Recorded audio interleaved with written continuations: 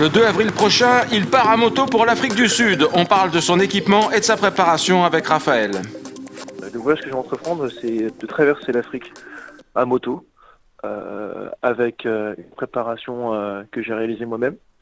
Alors dans quel but? Déjà, le premier objectif, c'était de réussir à préparer la moto Mmh. pour essayer de compléter mes, mes compétences en mécanique, moto, etc.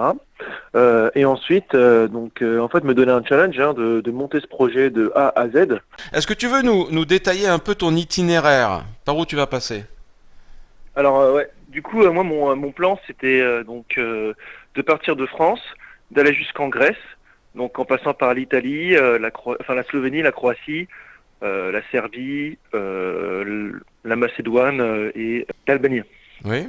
Et ensuite la Grèce. Et du coup, ensuite arrivé en Grèce, j'ai des amis, des contacts qui m'ont conseillé d'utiliser un transitaire pour aller directement jusqu'à Alexandrie, puisque aujourd'hui c'est impossible de passer par la Turquie et la Syrie Mmh. à cause du conflit. Donc du coup, je dois couper un peu en mettant ma moto sur un bateau jusqu'à Alexandrie, en Mmh. partant d'Athènes. Ok. Une fois arrivé à Alexandrie, du coup, je traverse l'Égypte en longeant l'île. Mmh.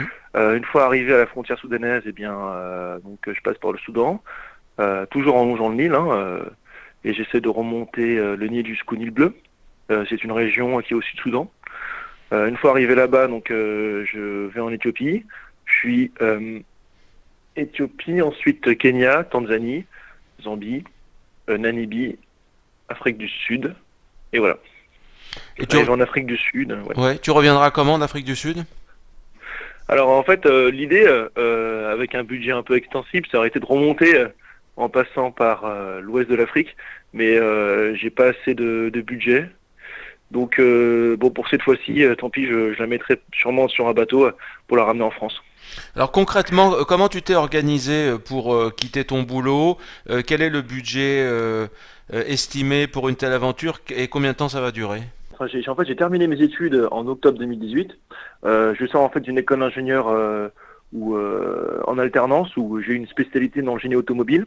Mhm. Parce que si tu veux, moi je suis vraiment passionné de la mécanique moteur, c'est vraiment ce qui m'intéresse quoi. Et donc je bidouille un peu des motos chez moi, des petites motos de course, des TZR, des 125 TZR 4FL Mhm. pour le circuit et ma moto, etc. Et donc en ayant terminé mes études, je voulais absolument faire un projet, ce projet-là, donc de traverser l'Afrique. Alors après, l'idée du projet, elle, a commencé en mai 2018 avec des potes sud-africains qui m'ont dit bah pourquoi tu vas pas nous voir euh, en Afrique du Sud avec ta moto. Je fais ouais, ça peut être énorme. Et du coup, de mai 2018 jusqu'à maintenant, j'ai fait une énorme recherche documentaire Mhm. pour essayer de voir est-ce que c'était possible, quelle était la meilleure route par rapport à certaines zones qui peuvent être en conflit en Afrique, Oui. histoire de les éviter.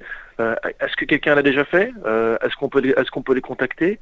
Et puis en grattant comme ça de fil en aiguille, on arrive à trouver énormément d'informations, à rencontrer des gens qui ont déjà fait ce genre de voyage, on peut recouper des avis, des informations. Tout ça, c'est un travail qui peut s'appliquer dans plein d'autres métiers, mais notamment dans ce cas de ce projet. Enfin, il y a un gros, il y a un gros travail de fourmi pour se documenter.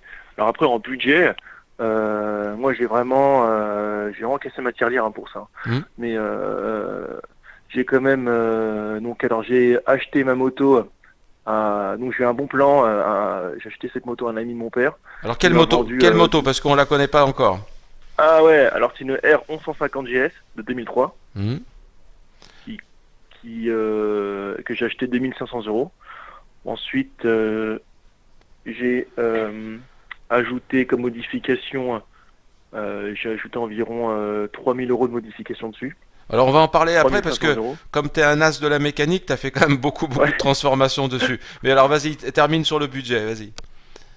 Alors budget, ouais, du coup, bon, 3000 € de préparation, on va dire, 300 € de vaccin, plus une centaine d'euros de médicaments.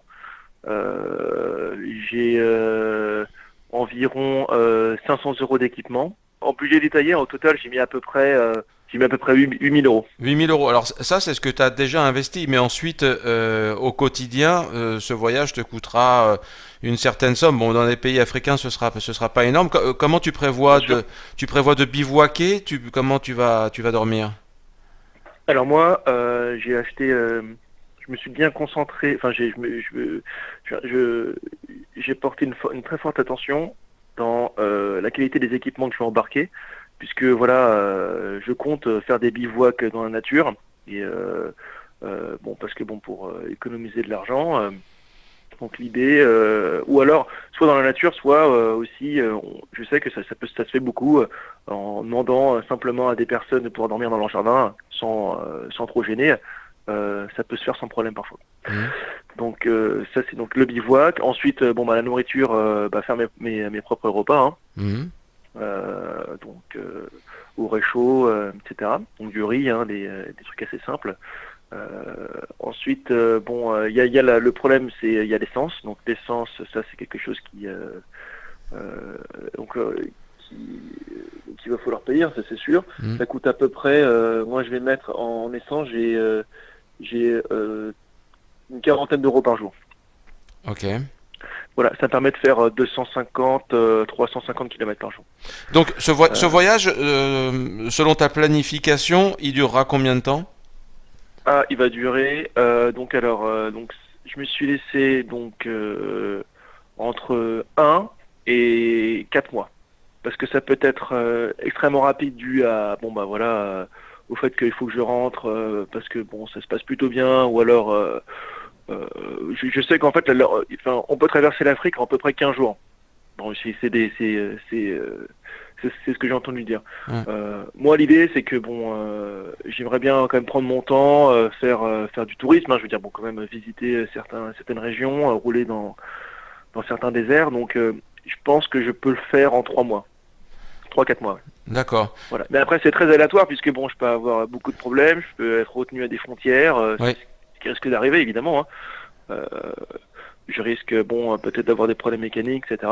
Mais bon, dans l'idée, en essayant de préparer au maximum mon parcours, j'estime que j'espère mettre au moins 3-4 mois, quoi. Trois, Histoire de quatre- bien profiter. Peut-être même que je pourrais travailler, je connais des gens qui ont un peu travaillé sur place hein, pour se faire un peu de sous, ou faire une petite pause aussi, pourquoi pas, quoi. Le plan en fait, c'est que c'est pas de plan, quoi, dans le sens.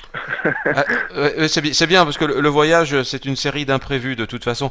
Mais alors, Exactement. les gens que tu as rencontrés qui avaient déjà fait un itinéraire semblable, quels conseils t'ont-ils donné? Alors on s'est surtout donné des conseils par rapport au visa, comment on peut demander un visa, même si par exemple, en fait, certains pays en fait demandent de faire un visa dans le pays d'origine. Mais lorsqu'on est en moto, on peut pas prévoir de faire de demander un visa à l'avance puisqu'on bon, il y a tellement d'aléas qu'on risque de louper le coche, quoi. Mhm. Donc surtout de faire ça. On m'a donné pas mal de conseils et d'ailleurs et comme tu m'as dit, hein, le voyage est tellement c'est fait de plein d'imprévus, donc il faut être vraiment très souple. Ça c'est un des premiers conseils qu'on m'a donné, c'est être souple dans le planning euh, et apprendre à se débrouiller et surtout apprendre à aiguiser son nez lorsqu'on parle à des gens simplement hein, pour savoir est-ce que on peut faire confiance, est-ce que on peut voilà est-ce qu'il y a un risque, est-ce qu'il y en a pas, est-ce qu'on peut y aller. Mhm. Voilà quoi, simplement développer ses sens en fait. Alors, Euh, parlons de ton équipement. Combien de kilos tu auras sur la moto et est-ce que tu peux nous détailler les éléments essentiels de ton équipement et tu peux citer les marques, hein, nous dire quels produits vraiment tu as pris. alors mon équipement, donc déjà, enfin en masse, la moto pèse 250 kilos et avec l'équipement devrait peser environ 300 kilos max. Après en équipement donc chez SW, j'ai acheté des parts, enfin une protection tubulaire du bloc moteur. Mhm. Ensuite, chez Wunderlich, j'ai acheté donc pareil des protections juste sur les couvre-culasses. D'accord. Voilà. J'ai acheté aussi chez Touratech un support bagagerie Sundap, non Zega, je sais plus Mhm. comment ça s'appelle, enfin, en aluminium avec des serrures. Chez JV, j'ai acheté un top case euh, 40 litres à peu près, non 100 litres il me semble, 100 litres avec un support en acier. Ok. Ensuite, j'ai mis un filtre à essence euh, d'une marque italienne qui s'appelle Glugatech, quelque chose comme ça. C'est un filtre assez innovant qui permet de filtrer l'eau et il filtre les liquides par rapport à leur densité. Donc ça permet vraiment de filtrer les impuretés qui peuvent polluer le réservoir et la pompe et les systèmes d'injection. C'est Donc intéressant. ça j'ai mis un point d'honneur. Ouais, Mm. ça c'est vraiment très pratique. Ça c'est pareil aussi. Ça c'est des conseils que j'ai eu en discutant avec des personnes qui ont fait ce genre de voyage, qui me disent si tu prends soin de ta pompe à essence, ton système d'injection, déjà tu auras beaucoup moins de problèmes. Et en ce qui concerne ton équipement, celui que tu auras, ta Ah combinaison, ouais. ah oui oui. Alors j'ai une veste et un pantalon DXR. Mhm. Euh, c'est une veste touring hein, avec aussi bon, le pantalon un peu renforcé, étanche, etc. J'ai des gants en Gore-Tex pour l'hiver et des gants mi-saison, Mhm. des XR aussi. J'ai ensuite j'ai une tente. Alors oui, j'ai une tente Décathlon. Euh, alors je connais pas exactement le modèle, mais c'est une tente qui a été développée récemment et qui permet en fait d'avoir une isolation contre la chaleur et le froid et l'humidité. En fait, c'est un système, il y a une bâche en aluminium, une bâche en tissu renforcé qui permettent en fait de conserver une certaine isolation dans la tente. Donc ça, je pense que c'était pas mal. J'ai pris aussi un sac de couchage à moins 20 degrés, Mhm. maximum. Mhm. Euh, un tapis de sol, pareil, Décathlon, assez mini. Il doit faire à peu près 1 kilo et il tient dans la main.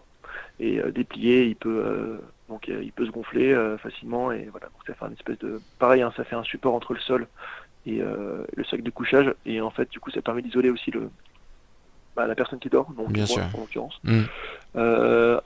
J'ai acheté aussi euh, un, euh, une sacoche de réservoir Baxter, voilà, dans lequel j'ai mis un camelback de 3 litres Mhm. acheté chez Decathlon. Euh, j'ai euh, j'ai acheté aussi des t-shirts de sport Quechua qui permettent en fait d'évacuer la transpiration au niveau des aisselles, etc. Mhm. C'est pas mal aussi. L'idée en fait c'est d'évacuer l'humidité le plus possible, hein, même quand il fait froid, puisque c'est en fait quand on se renseigne sur comment le corps réagit dans un milieu froid ou dans un milieu chaud, si on évacue l'humidité facilement, on reste sec et ça c'est très important. Mhm. Euh, voilà. Donc j'ai vraiment pris Alors, ce venons-en. dont. Ouais, t'es bien équipé. Ouais. Venons-en Juste une question, ton casque, c'est quoi? Ouais, Scorpion avec c'est le modèle un peu trail touring qui a une visière très élargie et aussi une lunette UV et aussi il a un système anti-buée. Donc il y a vraiment un champ de vision très très large qui est presque similaire à un jet, mais avec quand même une mâchoire qui est modulable. Très bien. Alors, parle-nous Donc c'est un bon maintenant. compromis. Oui, oui, c'est un bon compromis. Parle-nous maintenant des travaux que tu as réalisés, c'est-à-dire dans ton domaine de prédilection, la mécanique. Qu'est-ce que tu as fait sur cette moto pour la préparer? Alors déjà j'ai refait j'ai réalisé les opérations de maintenance qui étaient spécifiées dans le manuel d'atelier de ce modèle-là, de ma BM. Mhm. Puisque en fait moi, enfin si tu veux, quand je travaille sur ma moto, sur n'importe quelle moto, je prends le manuel d'atelier de l'usine et voilà, et je suis point par point les recommandations du constructeur, Mhm. même si parfois ça peut sembler un peu loufoque ou étrange, hein. Ou Je me scolaire? rappelle notamment. Ouais. Ouais, oui, très scolaire, oui, mais ça permet d'avoir une certaine rigueur et ensuite après avec l'expérience, on peut regarder ce qui est bien, ce qui est pas bien. Mais moi, c'est ce que je recommande, hein, vraiment, c'est de se baser sur le manuel d'atelier. Et du coup, en travaillant avec ce manuel, j'ai réalisé déjà les opérations de maintenance, donc réglage des jeux de soupape.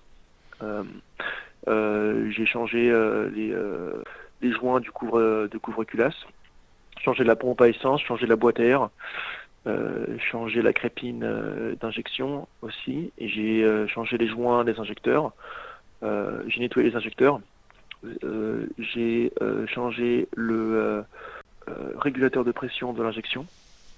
Donc ça c'est ce qui est bon. Et j'ai évidemment nettoyé tout le système d'injection. Donc ça c'est pour la partie injection. Ensuite la partie arbre moteur. Donc là pareil, en me documentant sur la moto, j'ai essayé de regarder ses points faibles. Il y a notamment un point faible qui était qui peut être important dans ce genre de voyage. C'est que ma moto a un embrayage à sec, comme une bagnole, comme une bagnole.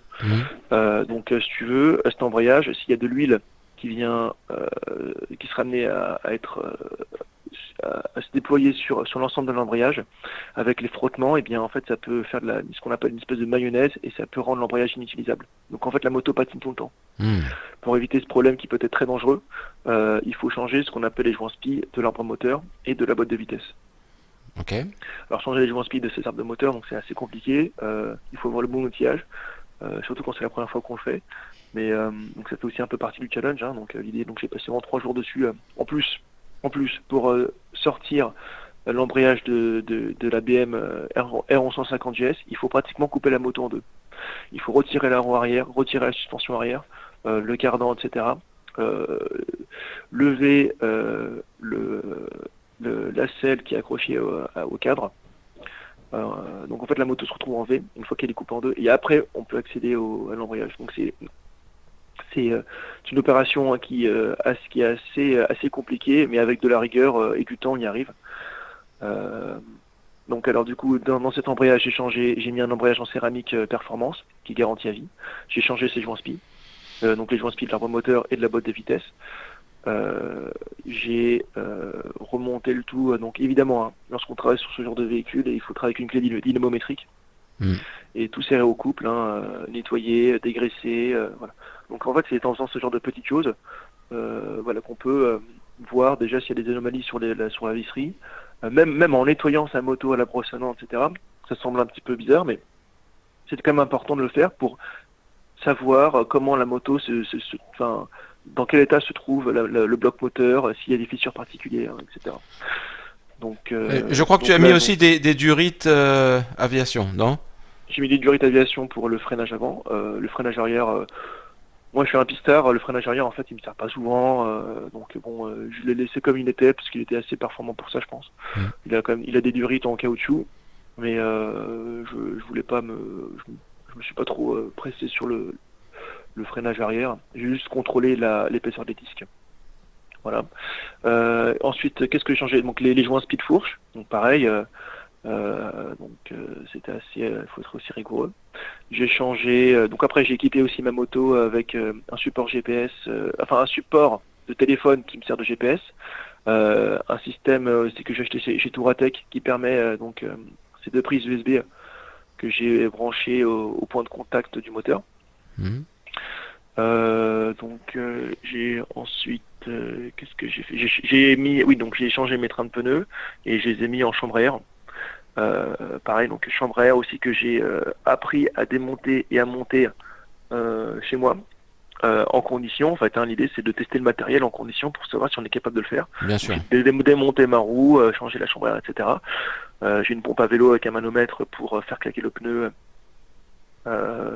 C'est sportif, hein, je vous dis. Changer un pneu et le faire claquer à la pompe à vélo, ça marche, hein, mais il faut voir les techniques. J'ai aussi essayé, dans la mesure du possible, de fabriquer mes propres équipements pour essayer de sauver un peu de budget. Hein. Par exemple, sur le niveau des phares, j'ai mis un plexiglas que j'ai fabriqué moi-même, que j'ai fixé pour protéger les phares des éclats. Par exemple, chez Touratech, ça se vend assez cher, donc je l'ai fabriqué moi-même. Ou alors, sur la béquille latérale, c'est souvent conseillé de mettre une extension au niveau de la béquille latérale pour élargir le point de contact. Oui. Donc c'est une espèce de plaque Touratech aussi que Touratech peut vendre. Bah, moi je l'ai fabriqué en soudant des pièces. Bon, je fais ça proprement. Ça fait quand même un peu Touratoc, mais n'empêche que bon, ça quand même ça tient un peu quoi. Et voilà donc pareil, hein, tout ce que je peux fabriquer moi-même ou souder, ça je le fais. Hein. J'ai changé aussi le démarreur. Pareil, autre point faible de cette moto, c'est que le démarreur tend à chauffer et du coup à se mettre hors d'usage. Et en fait, un démarreur qui a trop chauffé et sur lequel on a trop tiré dessus va, par mesure de sécurité, se mettre hors d'usage. Ce qui en fait, parce qu'il peut être assez embêtant, parce que du coup on peut pas démarrer la moto et démarrer cette moto à la poussette, c'est pas possible. Enfin, c'est compliqué. Donc du coup, j'ai pris un démarreur en spare, un nouveau démarreur. J'ai aussi 3 pompes à essence en spare. Quand je dis spare, en fait, c'est de rechange. Oui. J'ai un embrayage, j'ai 2 embrayages aussi en spare au cas où. Et qu'est-ce que j'ai encore? Voilà. Après, je pense que j'ai fait assez le tour. Hein. J'ai mis diverses protections pour le paralever, etc. Tout ce qui peut être pareil, le paralever pour ce genre de protection, c'est des protections qui sont en plastique qu'on peut acheter aussi chez des équipementiers. Mais lorsqu'on prend en fait les cotes de la partie qu'on veut protéger, eh bien, c'est ce que j'ai fait. Bon, on fait un modèle 3D. Et j'ai des amis aussi de l'école d'ingénieurs qui ont des imprimantes 3D. Et ben hop, ils te font une impression et puis comme ça tu la graphies.